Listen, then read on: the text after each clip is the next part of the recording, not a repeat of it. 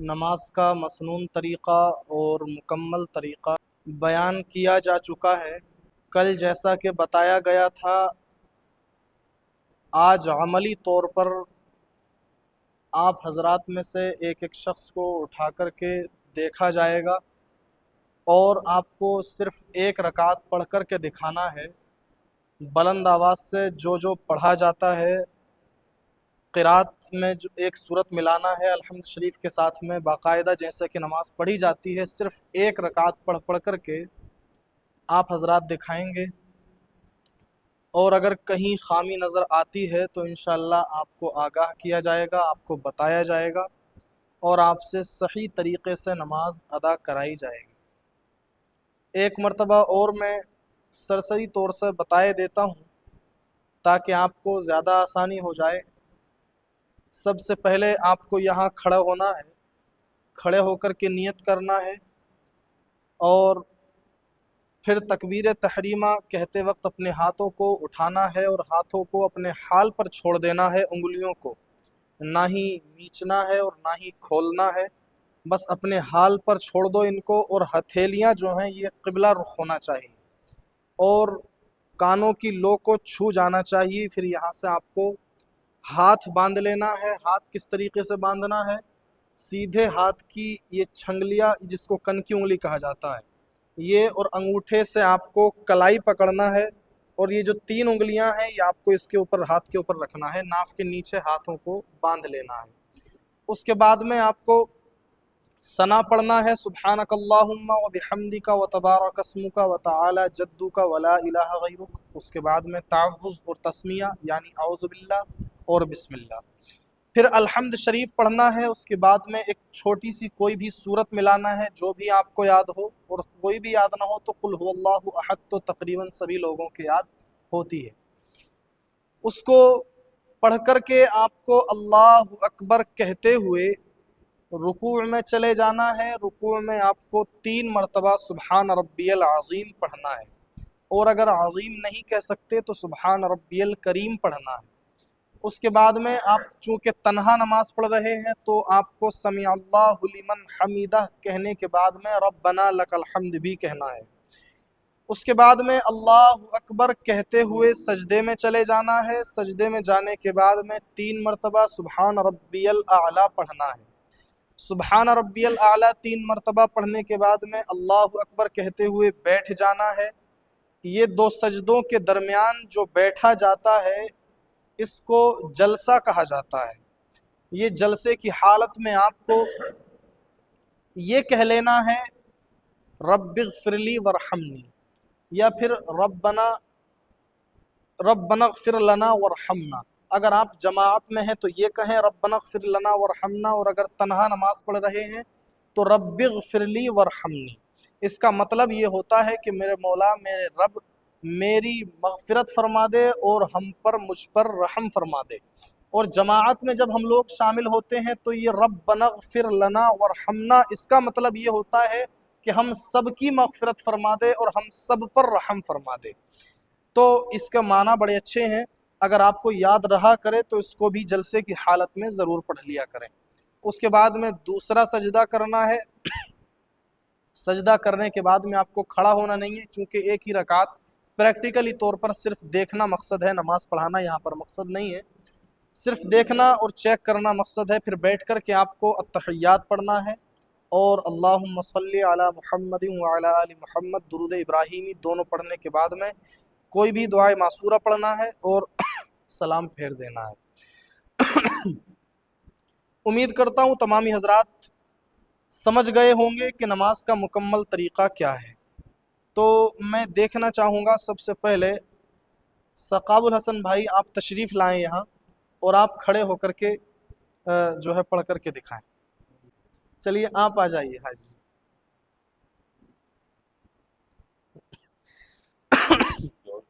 ہاں زور سے، تاکہ ہم لوگوں کو بھی آواز آ جائے، اور آپ حضرات بھی غور سے سماعت کریں۔ اگر کہیں غلطی ہو تو میں آپ سے پوچھوں گا کہ صحیح پڑھیے غلط، آپ کو پوری توجہ سے سننا ہے۔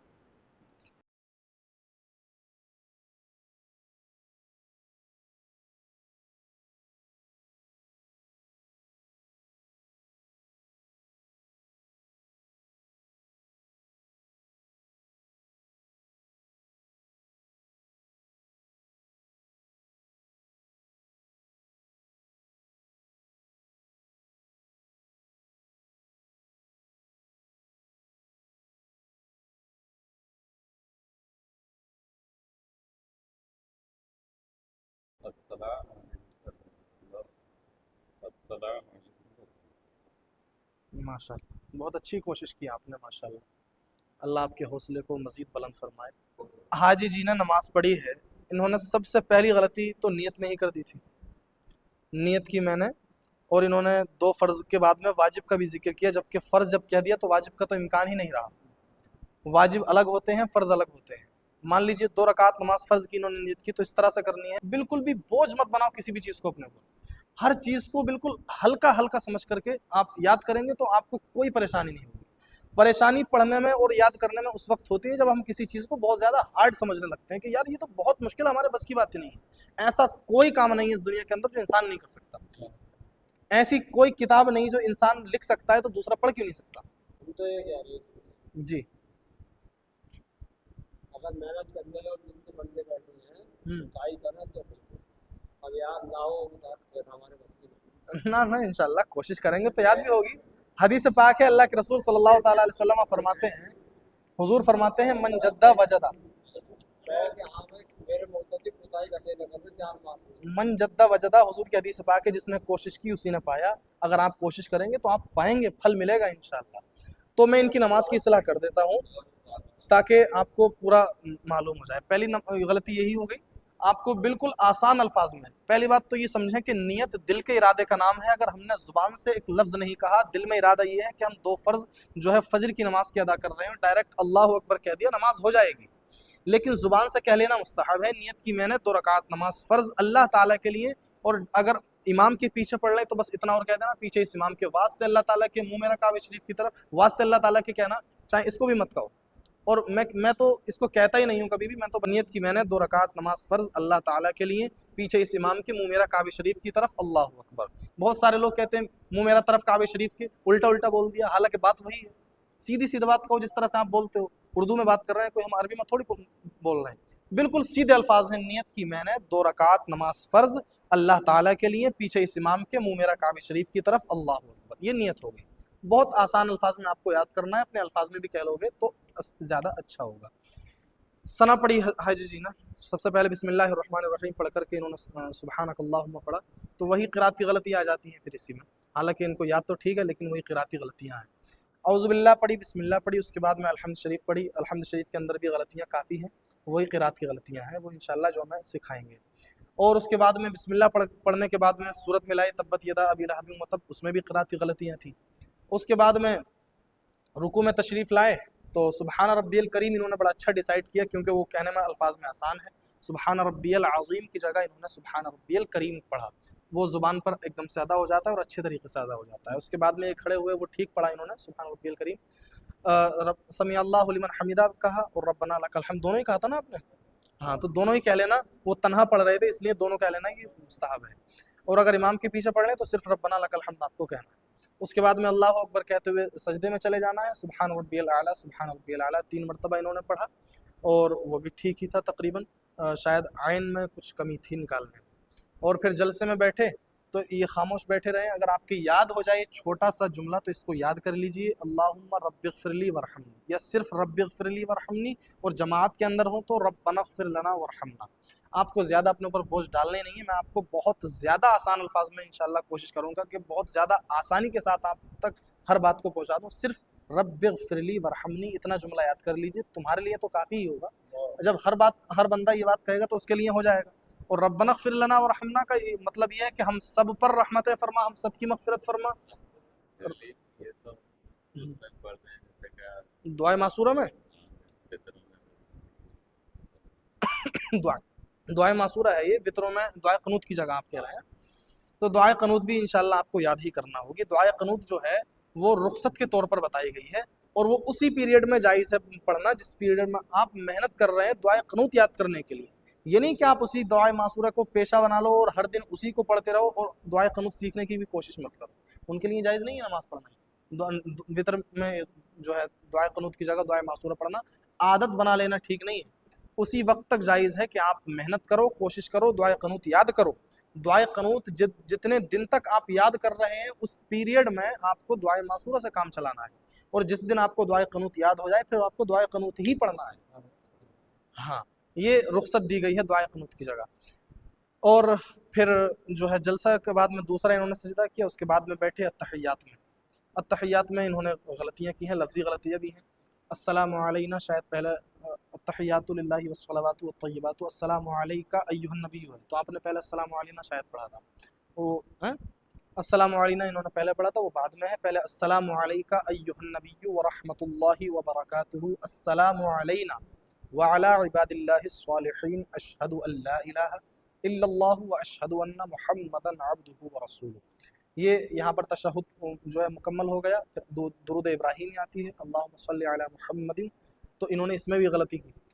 کیا پڑھا تھا آپ نے؟ اللہم صلی علی محمد، ہاں ہاں آل ابراہیم، یہ غلطی کی، علی ابراہیم وعلی آل ابراہیم، یہ ہے اس میں۔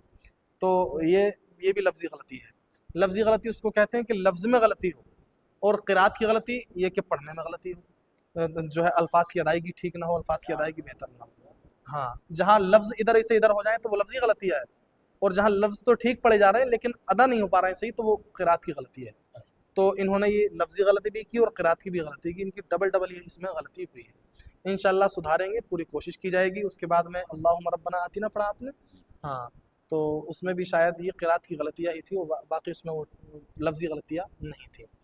تو انشاءاللہ ہم کل سے پوری کوشش کریں گے، آپ حضرات بھی مل کر کے کوشش کریں گے، اور جو کل کو تقریر میں کے بعد میں کچھ لوگ آئیں گے، سب مل کر کے انشاءاللہ کوشش کی جائے گی۔ اور آپ کو دو گروہ بنا لینے ہیں، ایک وہ جو کتاب والے ہیں اور ایک وہ جو بغیر کتاب والے ہیں۔ کتاب والے جو ہوں گے ان کے ہاتھ میں کتاب بھی دی جائے گی، کیونکہ ان کے لیے وہ زیادہ آسان رہے گا، وہ نہ تو کیوں کسی سے پوچھتے رہیں گے، وہ کیوں، جب ہم جانتے ہیں ایک بات کو پھر لکیر کا فقیر کیوں بنے گا؟ جو پڑھے لکھے ہیں ان کو کم سے کم پڑھائی کا فائدہ ہونا چاہیے، وہ کسی کے محتاج تو نہیں ہوں گے نا، وہ خود سے یاد بھی کر لیں گے۔ اور جو کتاب والے نہیں ہیں وہ جو ہے ہر نماز کے بعد میں حاضر ہوں یہیں پر، آپ میرے پاس تشریف لائیں گے انشاءاللہ۔ ہر نماز کے بعد میں کم سے کم 3 مرتبہ آپ کو ہر نماز کے بعد میں مجھ سے ریپیٹ وہ کرا لینا ہے، بس زیادہ وقت آپ کا نہیں لگے گا، صرف وہی 10-15 منٹ تو آپ دے ہی سکتے ہو ہر نماز کے بعد میں۔ تو ہاں، اب تو دن بڑے ہی ہو گئے۔